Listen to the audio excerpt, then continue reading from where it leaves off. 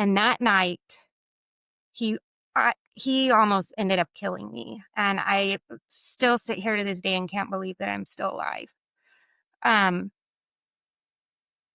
he was strangling me, and I remember him strangling me so hard that my toes were scraping the floor because he was picking me up off of the floor, and I remember thinking I had this, like, epiphany of me laying in a casket and all of my children's little faces standing around the casket looking in at me.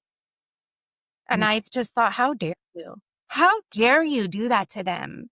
You've already put them through so much, and how dare you put yourself in this situation and do that to them?" I was so mad at myself. I was more mad at myself than scared I was gonna die. Yeah. And I don't know how this happened, but there was a knock at the door, and it was the police. And I'm telling you, this little cabin that we were in was in the middle of nowhere. It was 15 miles to the nearest store. We didn't have neighbors.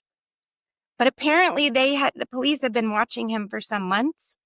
He had sold dope to an undercover police officer, and they came and kicked door. Wow. And stopped him. Um, I got to tell them that, you know, I got to get back to my halfway house. They said, "Ma'am, we know that you haven't been staying here. We've been watching him for months. Get back to your halfway house." Um, so I went back to my halfway house. I walked in with my head down. I didn't want anybody to see my face, my black eyes, everything in my neck. But I started thinking about it, and I reached out to my sponsor at the time, and I decided to reach out to my caseworker too. And I knew that Mm. I had a chance to lose kids by telling her the truth, that I had Mhm. gone back there.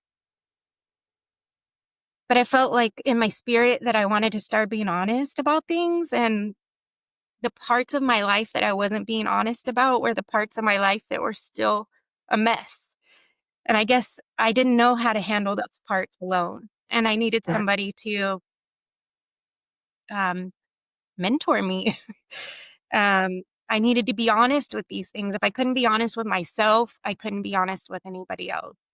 Mhm. And so my caseworker actually took me back to that little tiny town, and she helped me to press charges on him.